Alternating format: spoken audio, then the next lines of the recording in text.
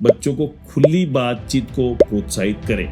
घर में ऐसा माहौल होना चाहिए जहाँ बच्चा खुल के अपने मन की बात कर सके। उसके व्यवहार में एकदम कुछ सटल परिवर्तन आया है तो उसके मेंटल स्ट्रेस का एक सिग्नल हो सकता है, क्योंकि जितना हम ऑनलाइन एक्टिविटी कम करेंगे और जितना ऑफलाइन एक्टिविटी बढ़ाएंगे उतना स्ट्रेस लेवल कम होने का डेफिनेटली गुंजाइश बढ़ जाती है।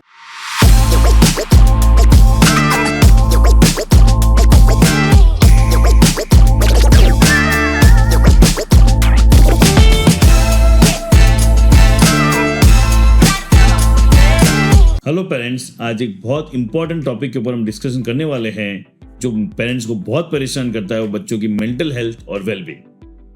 हेलो, मेरा नाम है नवीन बच्चावत और पिछले 25 सालों से मैं टीनेज बच्चों के ऊपर काम करता हूँ।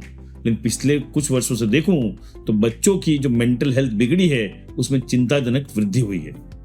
ये वृद्धि किस वजह से हुई है, उसके बहुत सारे कारण हो सकते हैं। वो सबसे पहला हो सकता है पेंडेमिक के कारण बच्चों का लोगों से कम मिलना, मतलब घर से बाहर कम निकलना, टीवी सोशल मीडिया पे लगे रहना। उसका जो एजुकेशन प्रेशर है वो अलग तरह से है, उसके ऊपर अपना पीयर प्रेशर है। तो बहुत सारी चीजें हैं जिसकी वजह से ये स्ट्रेस या mental wellbeing day by day deteriorate होती जा रही है। और ये बच्चों से ज्यादा महत्वपूर्ण है हम पेरेंट्स के लिए, क्योंकि हम अगर जान ले कि मेंटल स्ट्रेस क्यों हो रहा है, कैसे हो रहा है, उसको उपाय हम समझ लें तो हम बच्चों को बहुत बेहतर तरीके से सपोर्ट कर पाएंगे।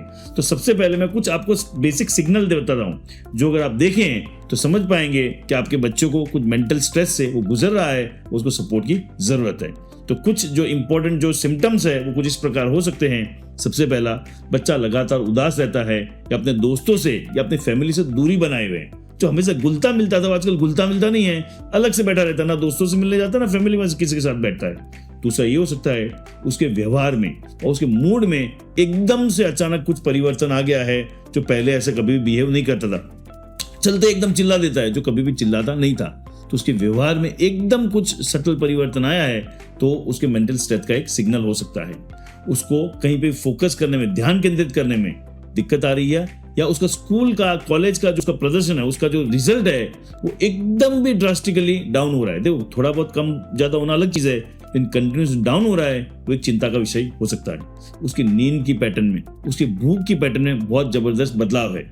नींद की पैटर्न, अगर वो रात को लेट सोता था, जल्दी सोना शुरू कर चुका है, या फिर भूख उसको दिन में 2 बार 3 बार खाना खाता है, उसके बहुत खाना शुरू कर चुका है, या एकदम कम खाना शुरू कर चुका है, या फिर लास्ट, या वो बार बार आपसे कुछ नेगेटिव बातें, निराश होने की, बेकार होने की, अच्छा फील नहीं करने की आपके साथ बातें करता है। अगर इनमें से कोई भी सिम्टम बच्चा आपके साथ शेयर करता है तो आपको उसको बहुत सीरियसली लेना है, और अगर जरूरत लगे तो प्रोफेशनल हेल्प भी ले सकते हैं। ऑब्वियसली मैं यहाँ पे उपाय आपको बताऊंगा, लेकिन अगर उन उपायों से भी सॉल्यूशन नहीं आता है तो आजकल बहुत सारे प्रोफेशनल अवेलेबल है जो बच्चों की स्ट्रेस डील करने के लिए हेल्प करते हैं, काउंसलिंग सेशन लेते हैं, उनका सपोर्ट भी लिया जा सकता है। सो वहां तक पहुंचे उसके पहले घर में क्या उपाय हो सकते हैं, क्या तरीका हो सकते हैं, उसकी हम डिटेल में चर्चा करते हैं। सबसे पहले, बच्चों को खुली बातचीत को प्रोत्साहित करें।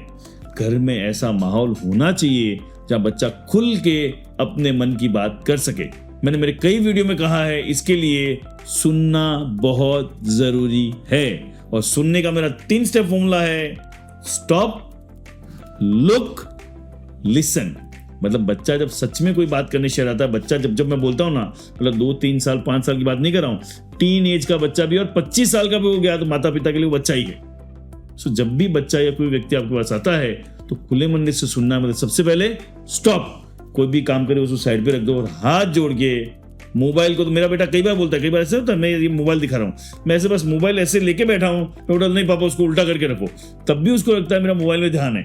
तो सबसे पहले मोबाइल को ऐसे लेके साइड रख दो, स्टॉप, बच्चों की आंखों से आंखें मिलाओ, एंड देन लिसन अनकंडीशनली।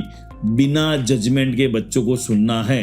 वो जो बोल रहा है, जैसे बोल रहा है, सिर्फ सुनना है। उस टाइम कोई जजमेंट, कोई कमेंट पास नहीं करना है।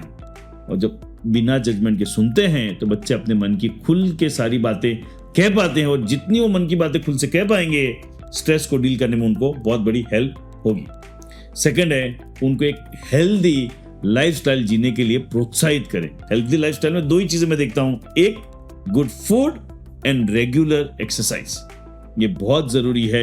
मैंने भी कई टाइम तक, अभी भी मैं बहुत टाइम तक स्ट्रगल करता हूँ मेरे बच्चों को एक क्या बोलते हैं हेल्दी लाइफस्टाइल जीने के लिए, उसके ऊपर चलाने के लिए कि वो रेगुलर एक्सरसाइज करें, वो अनहेल्दी खाना नहीं खाए, जंक फूड नहीं खाए। देखिए बैलेंस समझना पड़ेगा। कुछ बच्चे हैं कुछ हद तक वो कोई चीज़ें खाते हैं, वहाँ परमिशन नहीं देनी पड़ेगी। कोई दिन वो एक्सरसाइज नहीं करे वो भी परमिशन देनी पड़ेगी। लेकिन कोशिश ये करते रहे कि पहले के मुकाबले इम्प्रूवमेंट हो रहा है कि नहीं हो रहा है। कोशिश ये करे कि अगर दिन में रोज अगर वो बाहर का जंक फूड खा रहे थे, अभी हफ्ते में 5 दिन किया है तो 2 दिन इज अ प्रोग्रेस। उन्होंने जो प्रोग्रेस किया उसके ऊपर फोकस करोगे तो धीरे धीरे वो हेल्दी लाइफस्टाइल की ओर आएंगे। और दूसरा एक हो सकता है मॉडल करना। आप एक्सरसाइज, आप हेल्दी लाइफस्टाइल जीना शुरू करते हो, उसका असर आज नहीं तो कल बच्चों पे निश्चित तौर पे आता है। ये एक एक स्टेप जो बता रहा हूँ इसको हेल्प को यूज करोगे तो निश्चित तौर पे बच्चों की मेंटल हेल्थ को बहुत सारा आप सपोर्ट कर पाओगे। तीसरा स्टेप है उनको जो मेंटल स्ट्रेस को डील करने की जो तकनीकी है उसके बारे में उनके साथ खुले मन से चर्चा हो। देखो हम भी स्ट्रेस से गुजरते हैं, बच्चे भी स्ट्रेस से गुजरते हैं। तो जब स्ट्रेस में आता हूं तो मैं क्या करता हूं, तो मैं कई बार बोलता हूं बच्चों को, जब मुझे बहुत बड़ा स्ट्रेस चलता है ना, मैं सारा काम काज बंद करके मैं घूमने निकल जाता हूं, मैं लॉन्ग ड्राइव पे निकल जाता हूं, तो मेरा स्ट्रेस निकल जाता है। कई बार मैं ऐसे ही बैठे बैठे गहरी सांस लेता हूँ, हर बार तो लॉन्ग ड्राइव पे जाना जरूर नहीं है, ऐसे ही गहरी सांस लेता हूँ। मैं रेगुलर मेडिटेशन की प्रैक्टिस करता हूँ। ऐसी छोटी छोटी जो टेक्निक्स है जिसको यूज करके स्ट्रेस को बैलेंस किया जा सकता है, ऐसी टेक्निक के बारे में बच्चों को बताया जा सकता है, या इस तरह के वीडियो भी उनके साथ शेयर किए जा सकते हैं जिससे देख के वो समझे मेंटल स्ट्रेस कितना इंपॉर्टेंट है और उसको किस तरह से मैनेज किया जा सकता है। हमने 3 बातें की, अब मैं बात कर रहा हूं चौथी। एक डेफिनेट रूटीन बनाने में उनकी मदद करें। डेफिनेट रूटीन मतलब ऐसा रूटीन जिसमें उनके सारे काम भी आ जाए और ऐसा टाइम भी हो जो उनका फ्री टाइम हो। कई बार पेरेंट्स रूटीन बनाने बैठते हैं तो क्या करते हैं, सुबह से लेकर शाम तक पूरा पैक कर देते हैं। उसको मैं रूटीन नहीं कहता हूं। रूटीन मतलब कुछ टाइम उनका फिक्स है कि ये पढ़ने का टाइम है, ये खेलने का टाइम है, ये एक्टिविटी टाइम है, कुछ टाइम है ये फ्री टाइम है, तो जो करना हो कर। वो जब उनको स्पेस मिलती है वो भी उनको बहुत सारा स्ट्रेस रिलीज करती है। सो एकदम पैक शेड्यूल करने की जगह कुछ टाइम उनको फ्रीडम के लिए दे, इस समय तुझे जो करना हो वो तू कर सकता है। वो फ्रीडम भी उनका बहुत सारा स्ट्रेस रिड्यूस करेगी। Last and 5th point, screen time को लिमिटेड करें। आप बोलेंगे तो स्क्रीन टाइम कैसे लिमिटेड करें, परेशान हुए हैं? तो स्क्रीन टाइम के ऊपर मैंने अलग अलग एंगल से बहुत सारे ऑलरेडी वीडियो मेरे यूट्यूब चैनल पे पोस्ट किए हुए हैं। सर्च कीजिए, उनको देखिए, उनकी हेल्प लीजिए। बट स्क्रीन टाइम खास करके सोशल मीडिया पर बच्चों की टाइम लिमिट सेट कीजिए। आज एक नई टिप और दे रहा हूं। मोबाइल के अंदर मेंटल वेलबींग करके एक ऐप आती है जिसके अंदर आप चेक कर सकते हो कौन सी मीडिया पे आप कितना टाइम दे रहे हो, उसका आप रिस्ट्रिक्ट भी कर सकते हो। जैसे मेरा इंस्टाग्राम चैनल आधे घंटे ज्यादा मैं एक्सेस नहीं कर सकता, आधा घंटा होते वो लॉक हो जाएगा उस दिन के लिए। तो ऐसी कुछ अच्छी एप्स है, अच्छे फीचर्स है, उसको भी यूज कर सकते हो। जीरो होना मुश्किल है बट उसको कंट्रोल करके रखना बहुत जरूरी है, क्योंकि जितना हम ऑनलाइन एक्टिविटी कम करेंगे और जितना ऑफलाइन एक्टिविटी बढ़ाएंगे उतना स्ट्रेस लेवल कम होने का डेफिनेटली गुंजाइश बढ़ जाती है। नेक्स्ट है सामाजिक संबंधों को बढ़ावा दे।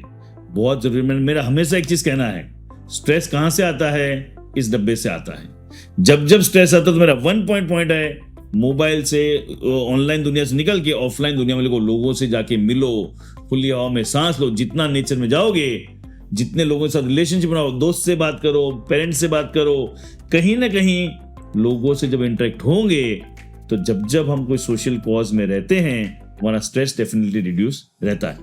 इस तरह के मैंने बहुत सारे आपको उपाय दिए हैं जिसके ऊपर आप काम कर सकते हो। लेकिन ये सब करने के बाद भी आपको लगता है कि बच्चे के स्ट्रेस में कोई राहत नहीं हो रही है, या ये कोई भी उपाय बच्चा यूज करने को तैयार नहीं है, या आपकी राय मानने को तैयार नहीं है, तो मैं हाथ जोड़ के कहता हूं इस मेंटल हेल्थ को इग्नोर नहीं करके कोई प्रोफेशनल हेल्प ले, क्योंकि ये बहुत जरूरी है।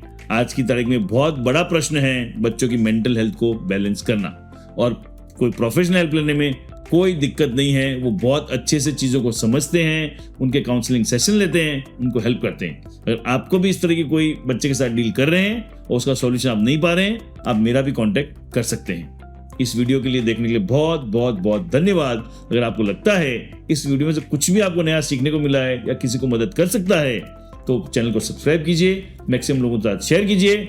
वही आपके द्वारा दिया गया मुझे थैंक यू होगा। Thank you.